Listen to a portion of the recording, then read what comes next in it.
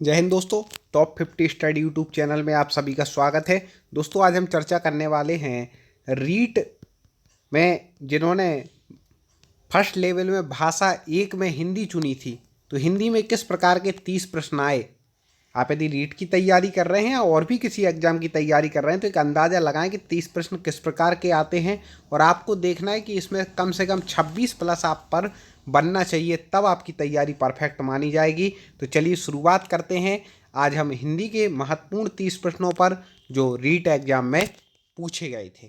तो दोस्तों आपको बता दें कि इसमें 30 प्रश्न हैं और 31 से 37 तक गद्य में से प्रश्न आते हैं। ठीक है, तो गद्य पर भी चर्चा करेंगे कि आपको बता दें, और 38 से 44 तक लगभग 14-15 प्रश्न किसके होते हैं, गद्य से। उसी में से बीच बीच में व्याकरण भी होती है। ठीक है, तो मैं सोच रहा हूँ कि सबसे पहले क्या करूँ कि व्याकरण संबंधी जो प्रश्न हैं उन पर हम चर्चा कर लेते हैं। इसके बाद हम गद्य पद्य को हल करने की आपको ट्रिक बता देंगे। ठीक है दोस्तों, तो कहाँ से व्याकरण के प्रश्न है, चलिए 40 से हम शुरू कर देते हैं। ठीक है, 40 से शुरू कर देते हैं। इसके अलावा जो 10 प्रश्न हैं उन पर मैं लास्ट में चर्चा करूँगा इसी वीडियो के, जिससे फटाफट काम होगा। देखते हैं, तो जमीन का पर्यायवाची नहीं है, जल्दी से बता दें। 4 में से जमीन का पर्यायवाची कौन नहीं है, कमेंट में उत्तर देखना है। आपको भी देखना है आप पे कितने बनते हैं। तो आपको बता दें कि जमीन का पर्यायवाची पृथ्वी तो है, धरती भी है, धरणी भी है, बिटप नहीं है। जीवित का विलोम है, जीवित का विलोम बताना है तो जीवित का जो विलोम हो जाएगा वह हो जाएगा मृत, मतलब मरा हुआ। ठीक है, कौन से शब्द में प्रत्यय नहीं है, तो लोगों में ओ प्रत्यय है, पशुओं में भी ओ है, सदस्यों में भी ओ है।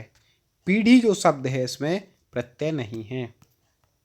आगे बढ़ते हैं, जल्दी फटाफट उत्तर देना है दोस्तों, समय को बचाना है। हाँ, मिलजुल समास का विग्रह है। मिलजुल तो आपको बता दें इसमें द्वंद्व समास है। कौन सा समास है, द्वंद्व। तो इसमें जब विग्रह करते हैं तो बीच में और लग जाता है, तो मिल और जुल, ये उसका उत्तर ठीक हो जाएगा। इस टाइप के प्रश्न आएंगे। निम्न में अव्यय है, निम्न में अव्यय क्या है, जल्दी से बता दीजिए दोस्तों। अव्यय, हाँ बिल्कुल सही पहचान रहे हैं। निम्न में से अव्यय क्या है, एक अव्यय है, बाकी अव्यय नहीं है।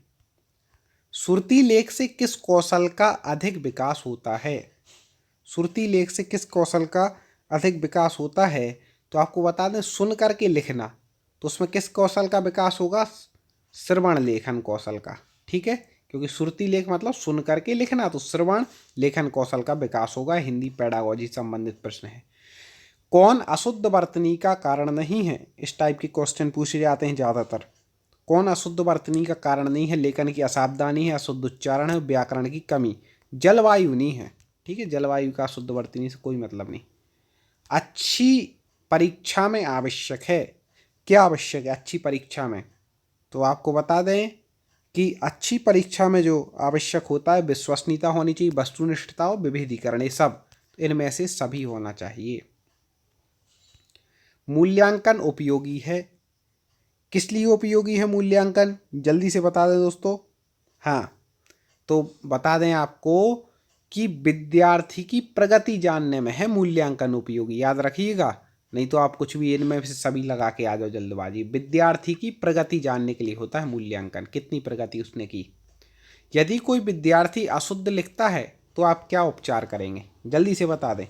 यदि कोई विद्यार्थी अशुद्ध लिख रहा है तो आप क्या करेंगे, हाँ उपचार करना है तो उपचारात्मक शिक्षण करेंगे। क्या करेंगे, उपचारात्मक शिक्षण। मेरा मित्र राकेश बहुत अच्छा चित्रकार है, देखो ये प्रश्न, ये मैं जो हिंदी व्याकरण के प्रैक्टिस सेट पढ़ा रहा हूँ ना आपको, 100 प्रश्न के, 1000 प्रश्नों पर चर्चा कर रहे हैं, तो उसमें ये प्रश्न आया था, उस सेम ही पेपर में आया था। देखो तो वो आप हमारे जरूर हिंदी व्याकरण 1000 प्रश्न वाली एक एक प्लेलिस्ट है, और हिंदी ग्रामर टेस्ट वाली एक प्लेलिस्ट है, आप उनको जाकर जरूर पढ़ लें, आपकी परफेक्ट तैयारी हो जाएगी।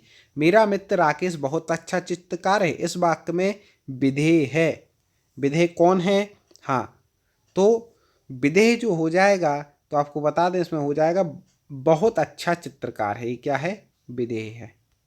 आगे, सलमा घर जाती है वाक्य है, कैसा वाक्य है, जल्दी से बता दीजिए, आसानी से बता देंगे, पढ़ के ही समझ में आ रहा है किस किस प्रकार सरल वाक्य, सलमा घर जाती है सामान्य सरल वाक्य। आगे देखते हैं, लंका का राजा रावण बहुत विद्वान था, इस वाक्य में रेखांकित अंश है, जल्दी से बता दीजिए।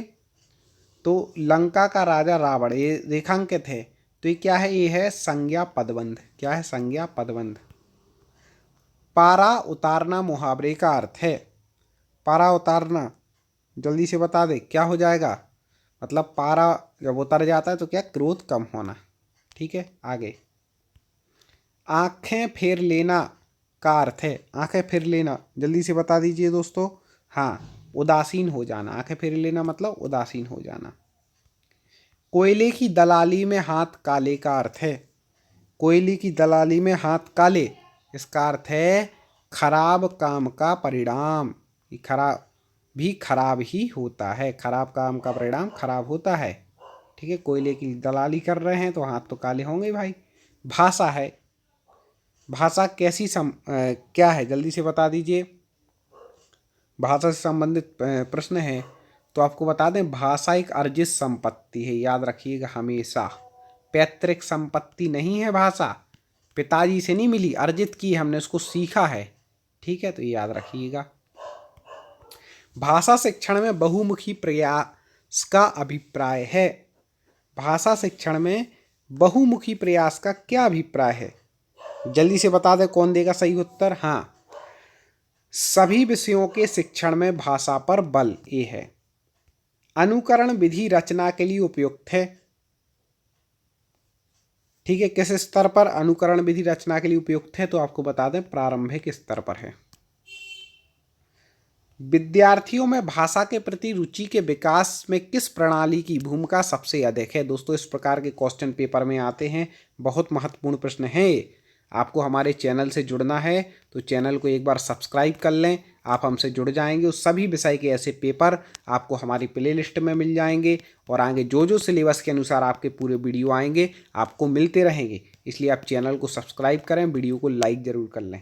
चलें, तो विद्यार्थियों में भाषा के प्रति रुचि के विकास में किस प्रणाली की भूमिका सबसे अधिक है।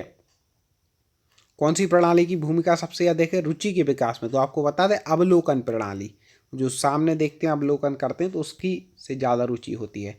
भाषा कौशलों की संख्या है, सबको पता है भैया भाषा कौशल 4 हैं। ठीक है, इस प्रकार से यहाँ पर हमने इन प्रश्नों पर चर्चा कर ली। अब आगे हम कर लेते हैं गद्य पद्य के प्रश्नों पर।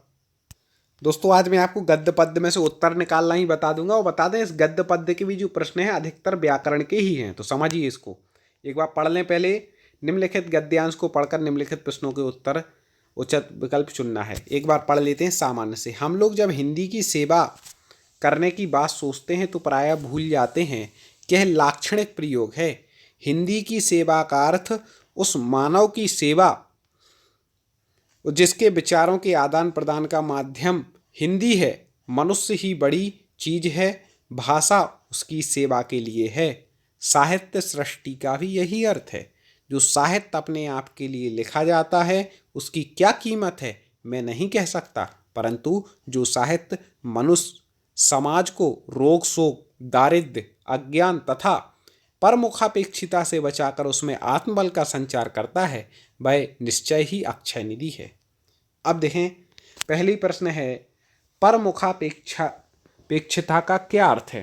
तो यहाँ पर क्या क्या लिखा है परमुखापेक्षिता के लिए। सबसे पहले तो आप वो पहचान लीजिए कि परमुखापेक्षिता से बचा करके, तो मतलब परमुख अपेक्षिता मतलब दूसरों से आशा रखना, उससे बचा करके ये क्या हमारे आत्मबल में संचार करता है। कौन सा शब्द स्त्रीलिंग नहीं है, अब जल्दी से बता दीजिए इनमें से स्त्रीलिंग कौन सा शब्द नहीं है। तो आपको बता दें सेवा, सेवा अपन क्या बोलते हैं, मैंने आपकी सेवा की है, कानी की। भाषा अच्छी है, भाषा ऐसे बोलते हैं ना, आपकी भाषा अच्छी है तो ये स्त्रीलिंग है। हिंदी, हिंदी एक बोलानी है, क्या है बोली है, तो स्त्रीलिंग है। प्रयोग करना, तो प्रयोग क्या हो जाएगा, ऐसे वाक्य बना लिया करें, प्रयोग क्या हो जाएगा यहाँ पर, स्त्रीलिंग नहीं है, बाकी है। इस गद्यांश का में प्रयुक्त अर्थ शब्द का अर्थ नहीं है। कितना अच्छा प्रश्न पूछा। गद्यांश में जो अर्थ दिया उसका अर्थ क्या नहीं है, तो यहाँ पे अर्थ का अर्थ आशय तो है। देखो आप क्या, क्योंकि यहाँ क्या कह रहे थे अर्थ शब्द की कि साहित्यिक सृष्टि का भी यही अर्थ है। मतलब यहाँ पर अर्थ से आशय, आशय से है मतलब अभिप्राय है कि साहित्यिक सृष्टि का ये अभिप्राय, धन से नहीं है।